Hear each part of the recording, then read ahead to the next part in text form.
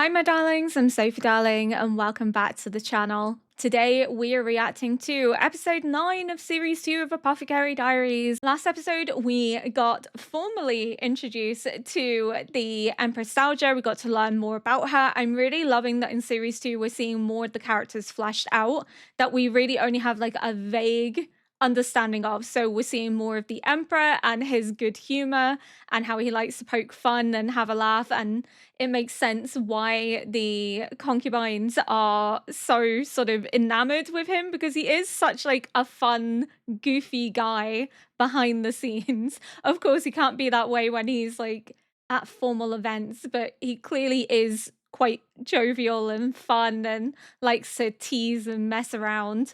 And we got to learn more about the Empress Dowager, and we got to see her interact with Mao Mao and her curse on the emperor, and we learned that she's also quite kind and benevolent. She's the reason that slavery was banned, that eunuchs were banned. She also set up this unofficial medicinal clinic that we have interacted with in previous episodes, with the lady that's running it, who's very well versed in medicine and illness, so she would be an amazing doctor. So hopefully we'll also begin to see them begin to normalize women becoming doctors, because as they've said, there's kind of this crisis at the minute where only eunuchs can become doctors, and because eunuchs are banned, they're going to start losing those that are qualified as they get older. So they need to allow men to start practicing as doctors, and also allowing women to take up that role of making medicine too.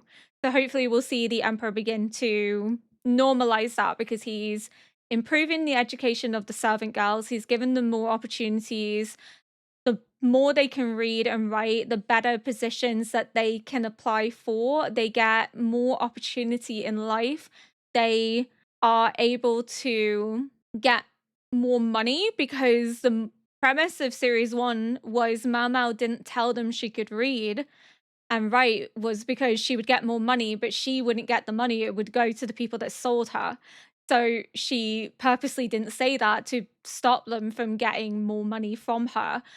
So the fact that the emperor is allowing servant girls to better educate themselves to be able to earn more is his way of trying to give them a better life, a better opportunity, and sort of bridge that gender divide that does establish itself, in which, men have more opportunity than women do to better themselves. There is still a gender disparity, but he is trying to ensure that that closes. So he is making sure that the girls are educated, that they can read and write. And we love that he's giving this opportunity to them, because this opportunity would usually only be available to girls of noble upbringing or those raised by brothels, because they need to entertain men of higher class.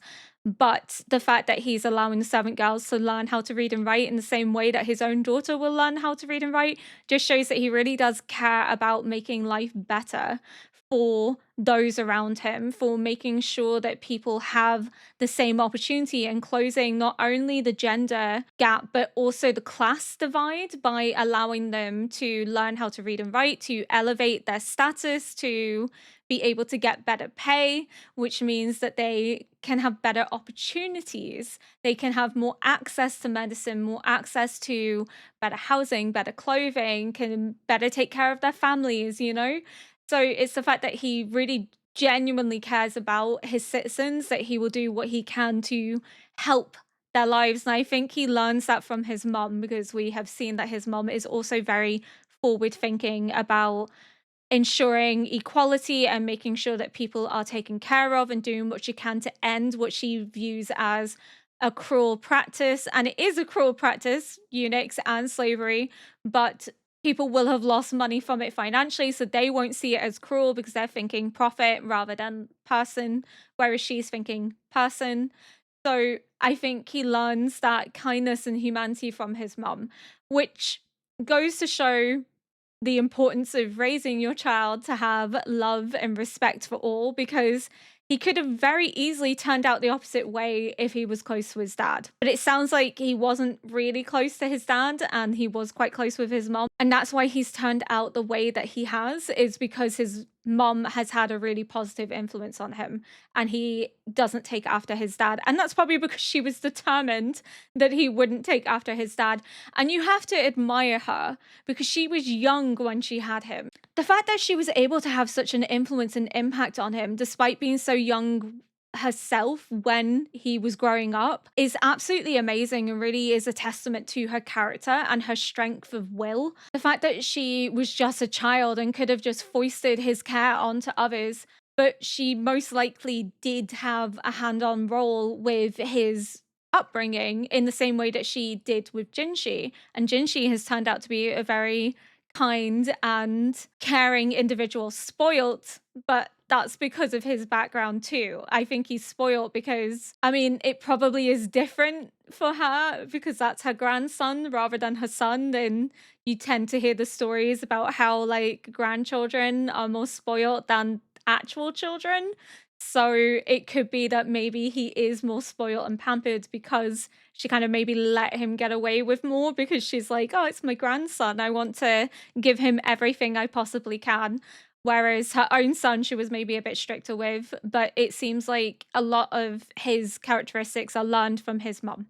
And they seem quite close. She is one of his most trusted advisors and she is very involved with the other consorts. She is making sure to engage and interact with them. She's very hands-on with her granddaughter, so she is very fully integrated into court life, into her son's life.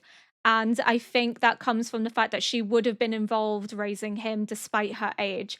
And again, it's just a testament to how strong of a character she is, that she was able to do all of that despite the trauma and despite being so young herself. We don't know how young she was when she had him because it's never been clarified. It just was told to us that she was very young, and the fact that she can actually birth him naturally because the hips aren't positioned in a way that she could give birth without significant trouble and pain. The fact that the baby had to be cut from her insinuates that she couldn't give birth naturally because it wasn't possible to give birth naturally. I would say we're probably looking at someone under the age of 13, which is absolutely horrific and sickening. But we're going to get into this episode. We're going to see how Mama gets on with investigating this curse. And because she's investigating this curse, we may learn more about the dynamic between the previous emperor and his mother, which was a very bizarre scenario in which she was clearly grooming and manipulating him. And I think she probably had a hand in his half-brother's dying to ensure that her son sat the throne because she was a low-ranking concubine. She had grand ambitions. She raised her son in this room, probably got him ready to be the emperor and took out anyone that stood in the way. That's very much what it seems to me. And then when she got power, she puppeteered him. She was the true ruler of the kingdom at the time. They're both horrible people, and I don't want anyone to think that I'm going to feel sorry for the previous emperor, but I think it is important to remind you that you can acknowledge the trauma and the reasons for why someone becomes the way that they are without it being an excuse. Because again, there are people that have been abused and suffered horrific violence against them that grow up to be very kind, empathetic people. They don't go on to abuse others and harm others in the way that they've been harmed.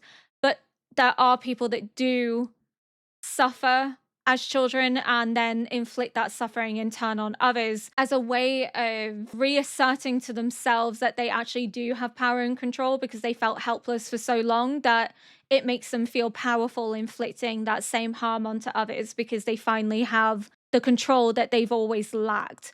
And again, the trauma is not an excuse, but it does form an understanding as to why someone behaves the way that they do.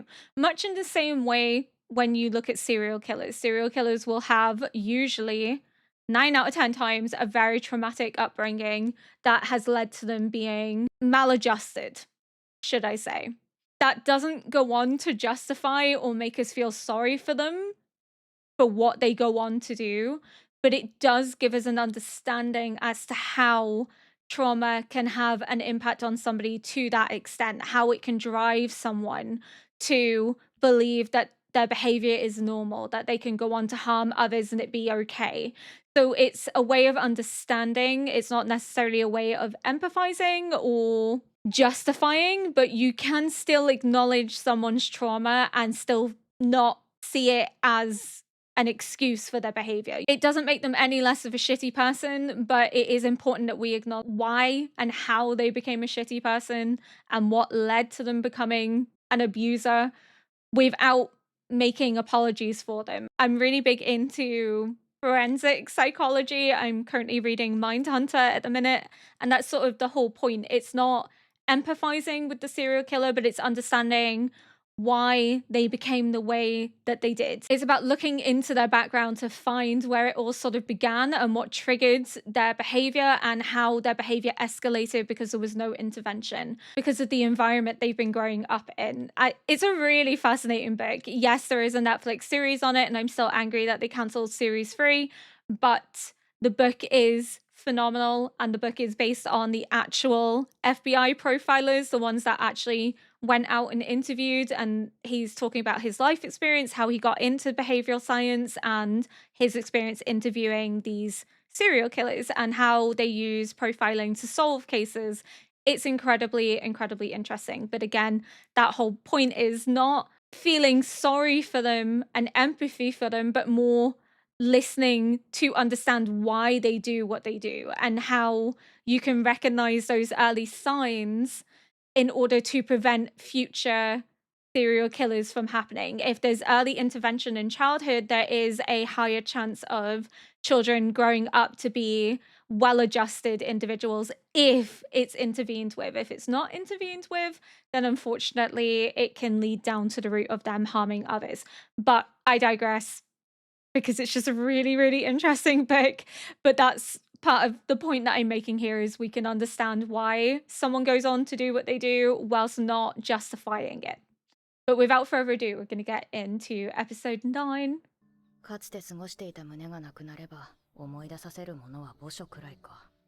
謎がそのままになればアンシ様の気持ちも晴れないだろう。 She'll always blame herself for his death. She'll never be able to live in peace. Oh yeah, the request. 先ほどの部屋に入ることはできますか？お許しをいただきます。 Okay, that makes sense. It's not an unreasonable request. ありがとうございます、睡蓮様。お部屋を貸していただいて。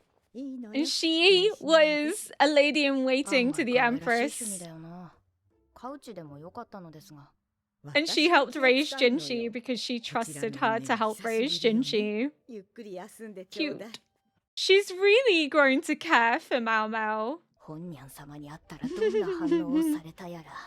She's like, don't harm Gyokyu. どこの宮月かはっきりせず、よその宮にも顔を出す女官なんて。 Yeah, you would think that they're out to get the lady that you're closest with, right? You would be a bit like suspicious.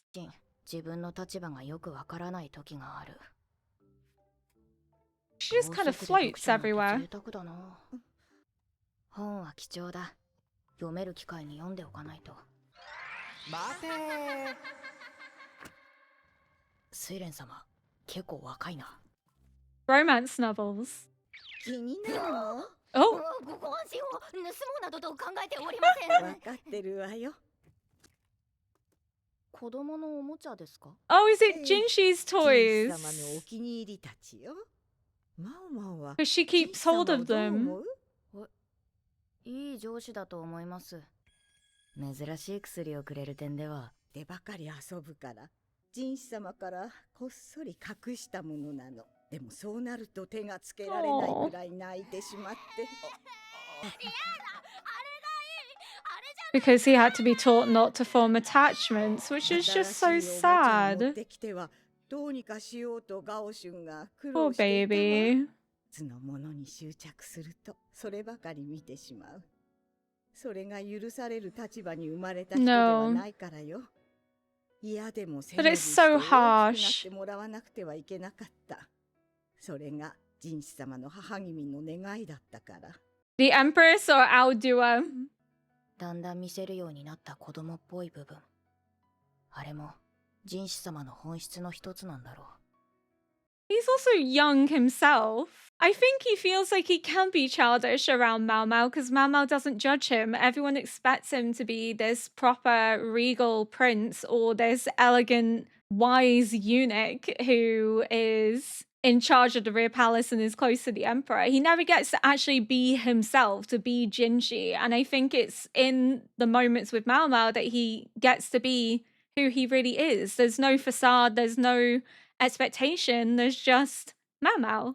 And he knows that. He feels comfortable with her. It's just so sad that he wasn't ever allowed to just be a kid. He had to constantly have these expectations pushed onto him. And I understand that it is important that he needs to be aware of everything going on around him, that he needs to ensure that he doesn't just keep a one-track mind, solely focused on one thing, that he is available to all, especially because he is going to inherit one day, and he needs to be there for all of his citizens, not just the favored few.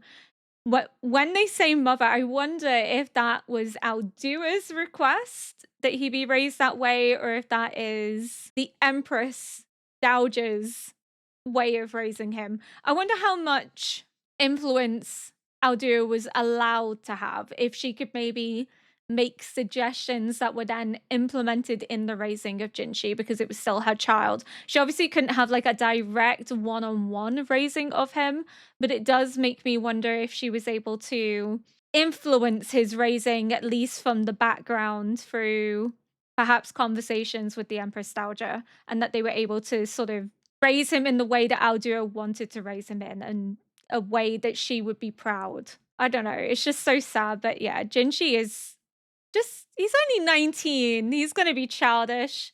It's just natural for a 19-year-old, but then a 19-year-old in this position wouldn't be allowed to be because it's not proper. But with Mao Mao, he can just be himself. And I love that he gets to be himself. He gets to have those moments that he can share with her, knowing that she's not going to judge him, knowing that he's not going to be scolded or shouted at or told that he can't behave this way because it's not proper. It's just nice that he gets to have those moments of being himself, of stepping out from behind the mask and not feeling that he constantly has to perform. I love Jinji. I love Mao Mao. この絵はあら、こんなところに。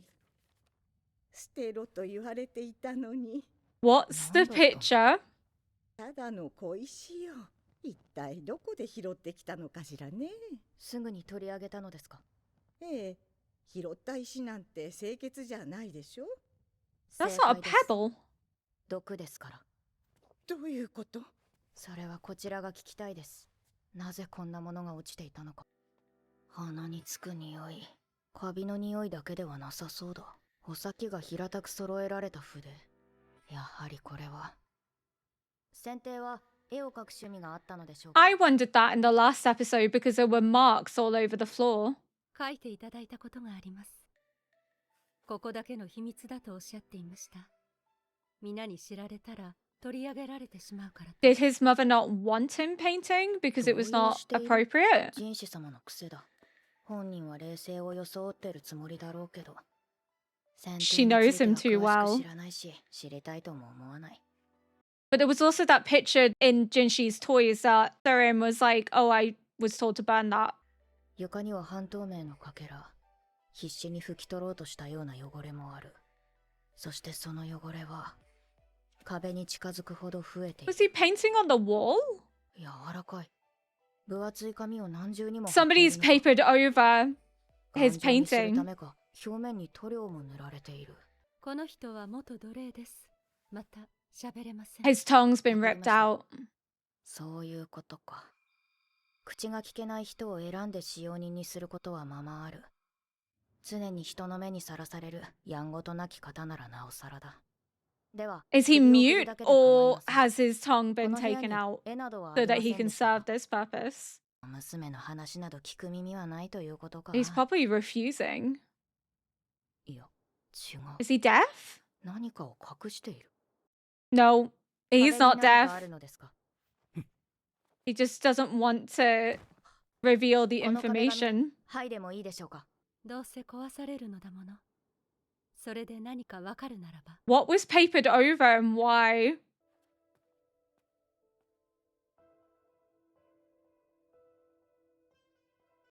この絵、 It's なん the だそれは。 Empress 先 Dowager, 帝 isn't が it? 書かれたものでしょう。先帝の人間性に興味はない。た But だ、 all the other 国の girls 頂に around 立 her っ are たた so めに young. 本当の才能を生かすことなく亡くなったのだろう。この女性が着ている衣の色、これは竜王という石を砕いて作った絵の具だと思います。 Did he accidentally poison himself in painting it? 火毒と同じ毒性を持っています。そして火 Oh. 毒には物を腐りにくくす Did る作用 he があり give ます。 that to Jinshi as a way to bond without knowing that it was poison? 竜王に含まれる火毒は少しずつ先帝の体に取り込まれていったのでしょう。亡くなられる頃には全身に回っていたはずです。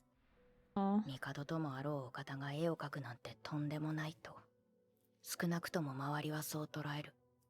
So he だから hid his バ talents カ殿と呼ばれ elsewhere. た先帝でも公にはしなかった。口の聞けない奴隷の従者に部屋の管理を任せていたのも So nobody その would ためだ。 know what he was doing. これほど多くの絵となると道具を用意したのは I おそらく wonder if every time he 先帝 painted の a 母 picture で it ある was 女 covered 帝。 up so この he 絵の女 could 性は分かってい paint たの another だ。 one.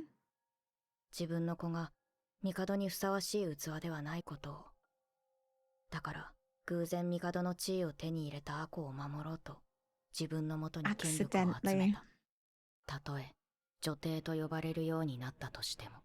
I don't know. この I ため feel に何 like でもした女帝が there's 最後 more に to 与え it た than の that. はこの場所と絵を描く道具だった。 Usually what Mau Mau says is correct, and usually I would agree with Mau Mau, but I don't know if we can solely just believe that his mother didn't want power and that the only reason she gathered power to her was to protect her son and to keep him safe, even if it meant being seen as the empress because he wasn't really ruling, it was her. I think she probably knew he wasn't equipped for it, but she was happy to take the power because she would be elevated beyond the life she was living, which was a low-ranking concubine. Her position as a low-ranking concubine would still be somewhat luxurious, but in comparison to being the mother of an emperor, it would be like next to nothing in terms of luxury that you would receive as the de facto empress, essentially, because that's what they refer to her as, is because she was the true ruler, because her son wasn't really able to. I think there's probably truths to it. I don't know if I believe that all the half brothers died accidentally. It could be because of the genetic similarities between the mothers of these children and the emperor that fathered them, because that's essentially what was mentioned, was that the more genetic diversity, the more likely it was for the children to be healthy and to live longer. So it could be that, or it could be that there was a hand played to ensure that her son, who was weak and naive and depended upon her, would achieve power and she'd be able to manipulate. And a way to keep him out of the picture so that she could rule was to give him a room in which he could paint and indulge in his hobby, because it would be a distraction. It would be a way of keeping him out of sight, out of mind. I think it can be an act of affection, but I think as well a way to keep him occupied and a way so that she can do what she needs to do in order to rule the country. I think it can be a way for a mother to care and love her son, but I think there has to be something else to it. I don't think it's solely a mother knowing that her son accidentally ascended to the throne and wasn't fit to rule, so therefore she gathered all the power she could around her to protect him. It could solely be that, but I think there has to be something else in play, especially because it talks about her being a low-ranking concubine. The men that she surrounded herself with in that flashback scene that Jinshi had when he ran into him, the emperor was terrified of them, was absolutely terrified. So even if she's surrounded herself with people around her to protect her son and to ensure that he continues to rule, she still potentially has surrounded him with people that didn't have his best interests at heart. So, is that really the act of a mother that loves her child? I don't know. I think it is potentially one of those family dynamics that is complicated. It's not clear cut. It's not solely she did this because she loved her son so much, but it could be that she loved her son, but she also loved the power that would come with her son being elevated. And she recognized her son's talent and his hobby and used that as a way to distract him so that she could rule without his intervention. It kept him out of sight, out of mind in a way. And they obviously paper the walls so that he can hide what he's been doing because it would be frowned upon if anyone stumbled across it. That they'll maybe see the fact that he is spending more time painting than ruling the country as a sign that he's not worthy and then move against him. I'm not entirely sure, or they could view the painting as more of a feminine attribute rather than a masculine attribute. They could then see it as a weakness in his character that instead of ruling the country, he's too busy painting. But I love that Mama does recognize his talent and that it's incredibly sad that he never got the opportunity to share that he was forced into a position of power and privilege that he didn't necessarily want at the cost of having to sacrifice something that he loved and not being able to share that with the wider world. He had to do it in private as if it was something sordid, something wrong.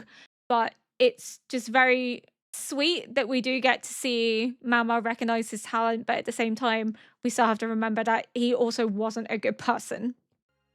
まるで早急の彼方にいる誰かに問いかけ Because てい it's るみた her い in だ the painting, surrounded by young なんて girls. 感傷的になってるな。 I think she's wondering why he painted her when she wished for his death all these years. She wished for him to be gone. I think it's a very complicated dynamic. かすれていてもなお、あの方の存在感は大きいのね。私はこの絵の中にいるのかしら。通り過ぎるだけの存在。Is it not her? I thought it ここ was にあ her る in the 傷跡の picture. おかげで、国母としての今があるに過ぎない。偶然先帝の手にかかり、身ごもった幼い My 娘。 god, look how young そう she 同情する is. 声もあった。確かにそんな娘はいただろう。しかし、帝の性癖のことはあらかじめ知っていた。父は文官で、母は側室。そして幼い顔の割には所長が来るのが早かった私を。父は都合のいい道具として利用したのだ。高級には中級妃の次女として入った。 That's so sad that the father used it to gain advantage. ついに今夜帝がいらっしゃるのね。この前遠目にお見かけしたけど、とても美しい方だ And the ったの。 emperor's gonna look at her because she's a child. And he likes them young. さあ、どうぞ中へ。 Oh, that's a trauma response if I've ever seen one. He doesn't like to be touched. 次女ならば妃を慰めるか、帝に比例を浴びるかすればよかったのだ。けれど、大丈夫でしょうか。帝の目は確かにこちらを捉えた。野心に満ちた少女の目を。 I hate the way that she describes herself as the girl full of ambition. I understand what she's saying, that she actively put herself in that position, that she knew his interests, knew sort of what she was doing, but she didn't. She's a child. You can't say that a child has full understanding of what such a situation would entail. She's been groomed by her father to put herself in front of the emperor to be of interest to him. She's embodied that and she's doing what she can to make her father happy, to help her father elevate his position. So, of course, she's going to think that it's all her idea, that she isn't a victim because she put herself out there, that only seeing her as a victim is to pity her, that she knowingly did this. I don't think she can really be seen as ambitious as the one that like brought this all on herself. I think that is just very typical of how some victims react. They don't want to acknowledge that they've been groomed. They don't want to acknowledge the severity of it. They downplay it as, well, I knew what I was getting myself into. I knew the situation at hand, and I still went along with it. They don't acknowledge that there is a power imbalance and there is an age imbalance as well. That as a child, you can't consent to what is being done to you. You can't consent to the situation. She is a child, but she is almost not recognizing herself as the victim because she is downplaying the severity, because she sees it as, well, I brought this on myself because I put myself in front of him. I could have stayed out of it, but I didn't. And that was because I was ambitious. But was she truly ambitious, or was she ambitious because she thought that would be what made her dad happy? 私は先帝の子を宿し、何度も命の危険にさらされた。幸運だったのは、子が男子で、女帝が孫であると認めてくれたことだろう。よしよし。はいはい。以前、女 She's 児を so 産んだ young. 娘がいた。娘は先帝の子だと言い張ったが、先帝に知らぬと否定され、その父親とされた医官が女児と共に追放された。Oh, okay. 当時医官だけは皇宮内で虚勢を免れていたから。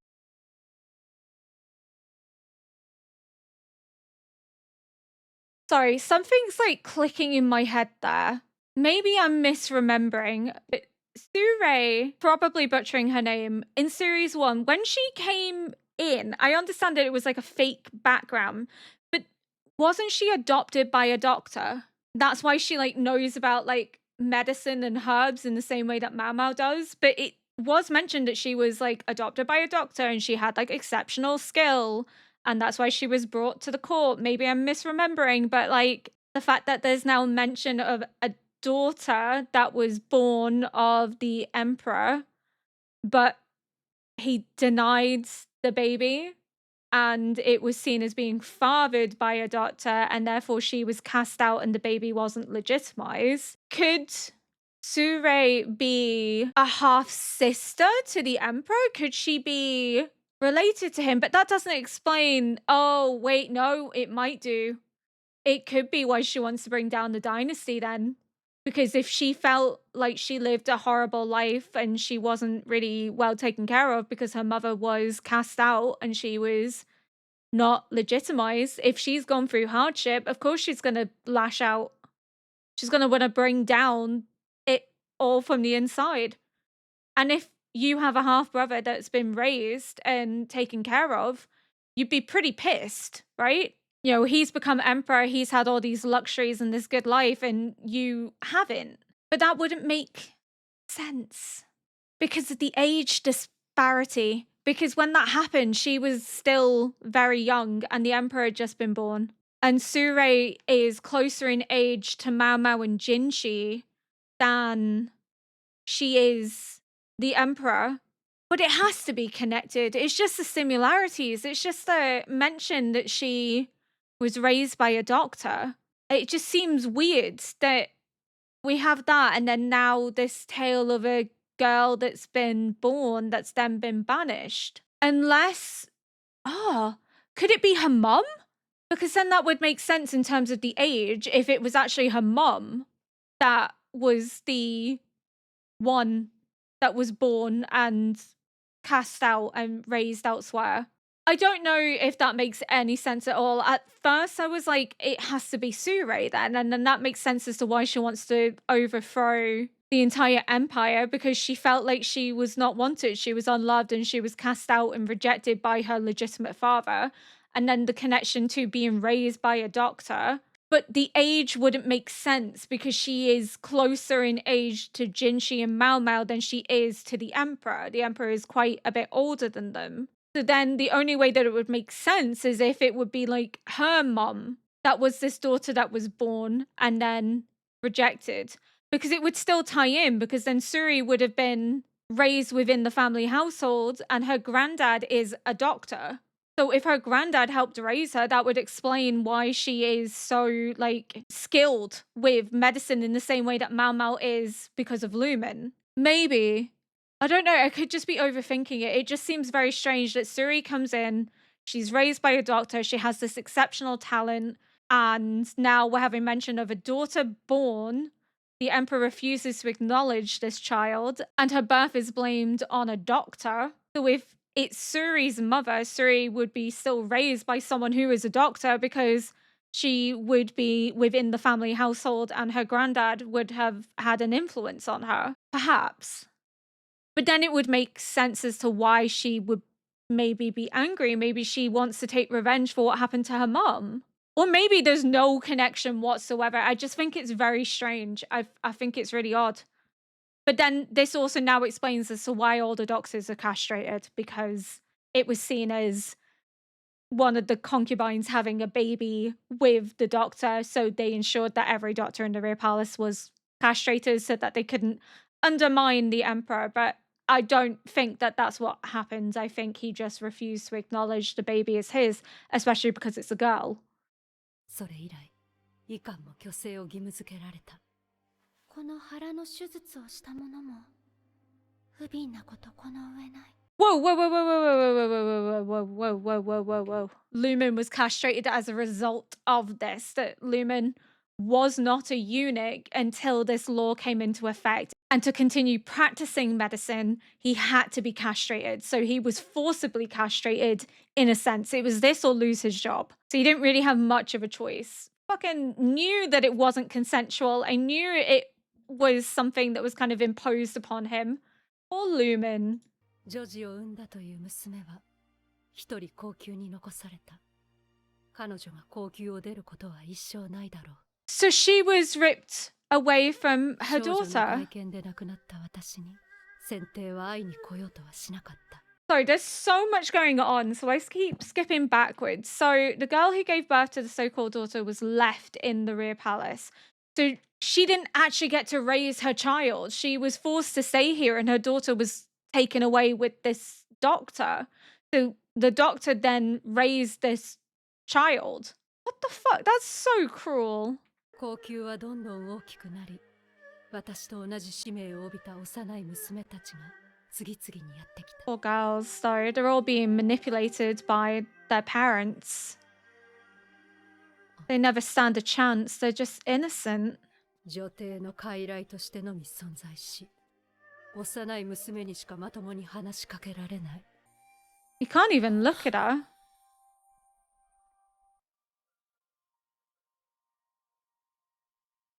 そんなものに忘れられるのが許せなかった。 I did say in the last episode. 私が怖いですか？私が大人の女になったから、それともこの腹の傷がネアの中、許しを請うて怯える男をいたぶった。男に手をかけられた幼い娘たち、偉大な母である女帝よりも深く思い出につなぎ止めるために。 Oh, okay. So essentially, yeah, she tortured him and I don't know if I can say the word on YouTube without being banned. R-worded him because she was angry and resentful at him because he turned his attention elsewhere because she was no longer a child. And I think it probably stems from the fact as well that she realizes what has happened to her, that she was manipulated too, that she was groomed. She even says, like, puppeteered by his mother. So I don't think it's that his mother truly loved him, but more just saw him as a means to power. I think she maybe did love him, but only insofar as what she could gain from it. So basically, she wanted him to remember her more intensely than the young girls that fell victim to him and his own mother. I'm not going to say what she did was right. I'm not going to say that it's okay, because it's not, regardless of what he's done and his own behavior that's inappropriate. Two wrongs don't make a right. But I can understand why she went about it this way. She wanted to hurt him in the way that he had hurt her. She wanted him to suffer and be punished And this was the only way that she could think to do it because he can't speak to adult women. He can only speak to young girls, which is so very bizarre. But I think maybe it comes with associating adult women with maybe his mother and is scared of them. I wonder if he's maybe been assaulted by adult women as a child, and that's why he's so scared of them in a way that he's not scared of young girls. Of course, he still has a sexual proclivity towards young girls, which is absolutely disgusting, but it does make you wonder why he has this fear of women, if it could stem from sexual trauma of older women from him being a young boy. I don't necessarily know. I did wonder in the previous episode if a lot of her anger stemmed from the fact that as she got older, he cast his eye elsewhere. He wasn't as interested in her because she was no longer a child. And then that began to bring up these feelings of being used, especially she has the reminder on her stomach of what she gave, what she sacrificed, the loss of her naivety and innocence in childhood gone in having a son at an age where she was not old enough to safely bear a child. And now she wants him to suffer in turn. And I, again, can completely understand it. I just can't say that what she does is right because I think two wrongs don't make a right. I don't think his behavior is okay, and I don't think her behavior is okay, but I can empathize and understand why she does it. I just don't think how she goes about getting revenge is necessarily the right way of going about it, but that's by the by. I think assault of any kind, whether a man against a woman or a woman against a man, is wrong. So I'm just going to stress that here and now because it does seem as if this whole situation was non-consensual. He didn't consent to this. So therefore, there is an imbalance there, but it could be a way of regaining power and control that she felt was taken from her because of their age disparity. And she is a victim of trauma, whether she wants to admit it or not. And I can understand, again, and empathize why she does it. I just don't think sexual assault is ever justified, regardless of whether it's seen as gaining revenge or inflicting torture on the person that caused you harm in turn. I think there possibly was other ways to go about this without, yes, this aspect coming into play. But I had wondered if the baby that was conceived was not necessarily one that was wanted because the scenario wasn't exactly the best scenario. And if the baby is conceived because of this, it would now make more sense that if she gave the baby up, it was because she didn't want a reminder of what she had done. Maybe she regrets what she did to him. Maybe she doesn't want to remember this situation, and the baby is a reminder of that. So when the idea of switching babies is presented to her, she's more likely to jump on it because this baby she's had is the reminder of what she did, and she doesn't want to think about it. She wants to erase it, doesn't want the evidence of that night to continue to haunt her, and therefore she's happy to take her grandson because her grandson is innocent. Her grandson wasn't conceived from this scenario, from this situation. But this would then fill in the gap as to why there was such a huge age disparity between the emperor and the prince. Because, yeah, this happened. その後先帝は心を壊してあの胸に引きこもった。誰のせいかなんて追求する気も起きない。Oh, so she blames herself for that. She thinks she drove him あ mad. の男はこの部屋で女帝である母と野心のない娘たちばかり思い描いていたのだろう。とても大事にしていた。 That's the painting that's in Jinshi's 私に drawer. は必要ない。昔あの方が私たちの元へ来たことがありましたね。ええ、何年前だったかしら。あの時こんなものを拾いました。これが有王なのだそうです。今朝睡蓮がようやく返してくれました。不義のこと言われようと取り違えられた子であろうと大切な子に違いないのに。年若い娘の絵で淡く色付けされていました。この石を拾ったのはその絵を覚えていたからでしょう。昔あなたは好んでこの色を着ていらっしゃいましたね。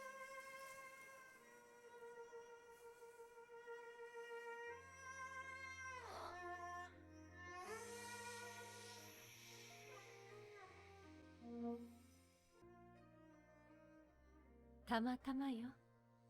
あの絵の女性は本当 I に女 don't 帝なの know で if しょう it か。 is. I thought it was あの時 her. あの方は何を伝えようとしたのでしょう。知らないわ。知ろうとしないことを選んだ。それよりもあなた、ずいぶん面白い女官に目をかけているようですね。Oh, his な little か face. なか使えるものです。それが全てではないことくらいわかる。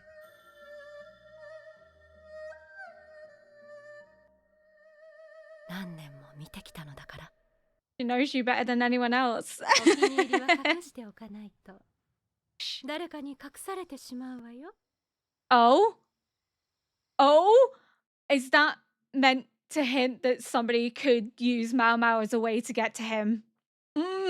I think it's alluding to the toys, that if he has favorites, they get taken away from him because he can't have impartial likeness to things. But I think it could be hinting that perhaps Mao Mao becomes a way of getting to Jinshi, that someone sees Mao Mao as his vulnerability and that they might try and kidnap her. She's already been kidnapped once, so they might do the kidnapping thing again. But I think it's meant to be like jest of like, oh, remember how we used to take your favorite toys away from you? So be careful, hide Mao Mao because somebody might try and take her away from you. Hee hee, you know, motherly joke, but I don't think so. I thought the woman in the picture was her. I didn't think it was the Empress, that she chose not to know if he ever painted her again, if there was anything that he ever wanted to tell them. But it's shown that he visited them and it fell out of his pocket. Because that must have been the scene where he was being dragged away and he was trying to like speak to them and tell them something. But she must have like obviously visited to have seen him painting the picture. And he clearly thought about her to be painting. But I think this is also trying to throw us off. I think this is trying to do a red herring where it's like showing Jinshi as the Emperor's son rather than like what he actually is, because it's doing that like likeness between him and the Emperor when the Emperor was young, and also saying child of immorality, child of a mistake, no matter what they say, a precious child nonetheless. When she's looking at Jinshi, we know that Jinshi wasn't conceived immorally or as a mistake. He was conceived between Aldua and the Emperor, who loved her. So we know that he isn't something that wasn't wanted or wasn't cherished. But I think this is trying to make it seem like she didn't know that the babies were swapped. I still am dying on a hill that she knows the babies are swapped.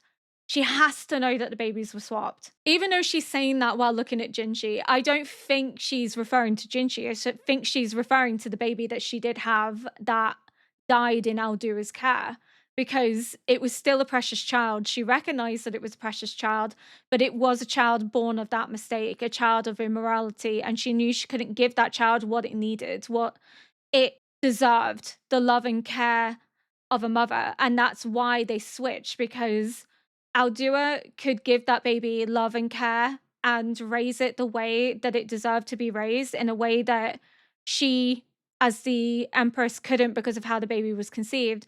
Likewise, Jinshi would have a better life that Aldua couldn't give him if raised by the Empress, and would still receive love and care of a mother. So you have two women who want to give their children the best opportunity, even if it means being away from them.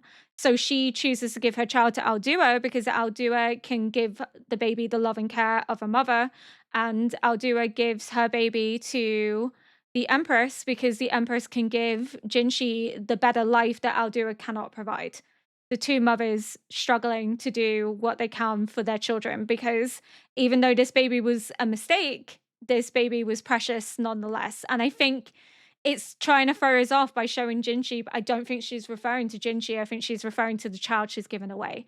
And Jinshi is obviously going to resemble the Emperor when the Emperor is younger, because that's his grandfather. So of course he's going to resemble him. But I think it was more that flash between Jinshi and the Emperor isn't showing that they are alike, but more reminding her of a different side to the Emperor that she used to see, that there was a different side to him than solely this figure of hatred. She did have affection and love for him at one point, but again, she is a victim of grooming. Because I love that she calls the other young girls victims, but doesn't refer to herself in the same way, which again is just a way of that some people cope with trauma. They don't want to see themselves as the victim and they blame themselves rather than the person that caused them pain. And even as a victim, you can still have love for the person that harmed you and hurt you. And I think seeing the softness in Jinshi's face and the similarities between him and his grandfather is making her reminisce about this softer, kinder side that she used to see and admire in him. And she's seeing that somewhat in Jinshi, but in a more positive light, a better representation, because Jinshi is not his grandfather. He's not someone that harms young girls and grooms them. I feel like this is going to be an incredibly long one, just primarily because of all the pausing that we had to do to discuss some of the crucial scenes, such as the way in which these young girls are being sent to catch the Emperor's attention, that they're being sent here solely because they've received their period early. That's what happened to Anshi, and likely also infers that that is what happened to Li Shu, that Li Shu was sent to become a concubine because she received her period early. Because she was the previous Emperor's concubine first and foremost. So that is likely why they sent her, because she would be appealing because of her age, but also she would be able to conceive. But just because she's able to conceive doesn't mean she can do so healthily, and doesn't mean that she should. That's the issue. So the fact that Anshi isn't able to see that that's what her family were doing, and that's what other girls' families are doing, they're pushing these young children, these girls, onto the Emperor in order to get ahead, in order to benefit their family, without any care or consideration to the trauma that these young girls will have to suffer, what they have to go through, the pain that comes from all of this. And you can understand why Anshi is angry, why she wants to get revenge. Of course, it doesn't mean what she did is okay, but you can understand it. You can see why she's frustrated. But the fact that that picture is her, and it's the Emperor painting what he enjoys most, what he thinks about, and it's her and other young girls. So she's almost being shown in that picture almost as like a protector of these young girls, that she is like taking care of them, that she's mothering them, in a sense that she's trying to ensure that they're safe and happy. Almost as if he recognizes that that is almost what she's trying to do, and he's trying to like commemorate that, but he still has a sexual interest in young girls. So again, even though he's like painting her as this protector of young girls and highlighting this characteristic, showing that he did have an attraction and fascination with her even as an adult, even if he didn't see her, that was probably prevented by the fact that he couldn't necessarily speak to her. He struggled to speak to women his own age and couldn't quite look at them. But it seems like a trauma response. It seems like perhaps before he was even really old enough to understand what was going on, that he maybe had older women thrust onto him sexually, and that makes him really scared of that interaction, of that imbalance, because even when she's on top of him, he is terrified, almost as if this is bringing back memories of prior abuse that he's gone through. He doesn't want to be touched by older women, but children are fine because he's never experienced that sexual trauma with children, but he is inflicting that sexual trauma on children. We need to remember that. So he may have sexual trauma himself from being young and abused by older women, but he is also creating that trauma. So he doesn't get an excuse or a get out from that. But it does seem like he was maybe sexually traumatized by older women, and that's impacted his ability to speak to women, because he instantly is like on edge, thinking that it's going to be something severe, that he's going to be attacked, that it's going to lead to something, and he feels uncomfortable and powerless in that situation. But when it comes to young girls, he is the one in control. He has the power, and there's none of that negative association that he's had previously, only the negative association that he's giving them. But it seems like a trauma that has then led into a sexual proclivity. But it does also seem like he did genuinely have affection for Anshi in a way because he's painting her on the wall, he's commemorating her. So he did have a love for her that extended beyond her no longer being a child, that he still remembered her fondly and painted her in the clothing that she so commonly wore, which was the bright yellows, and poisoned himself in the process, which makes you wonder, how often did he paint her, and how often did he paint her in the yellow that she so frequently wore? Because Jinshi remembers her wearing that often as a child, and she's shrugging it off as if it's of no importance. But of course it's of importance because Jinshi remembers it. But it indicates that he probably painted her a lot, and he wouldn't have painted her if he didn't have affection and love for her. The relationship is completely wrong because of the dynamic, but still, it's the fact that there has to be some affection there for him to still hold her in such high regard that he paints her. But she doesn't want to recognize that because she sees it in her mind as,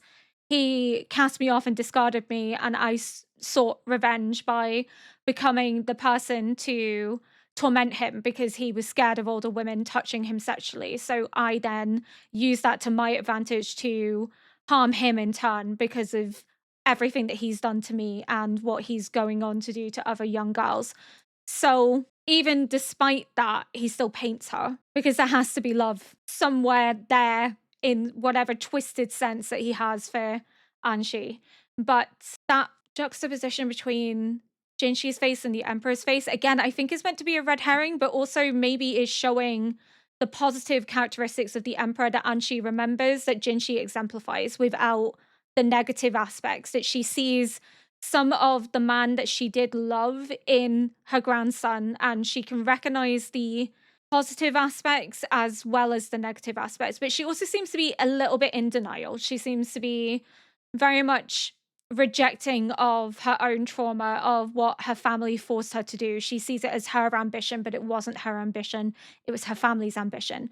But it's interesting because she can recognize the other girls as victims of their family's desire for power and control, but she can't recognize when it's done to her because she doesn't see herself as a victim, because she doesn't want to acknowledge that, because it would bring up so much that she's already buried, that she's already pretended was normal, and deep down she knows it's not, but she just doesn't want to confront it because she's going to have to bring up all these feelings that are buried.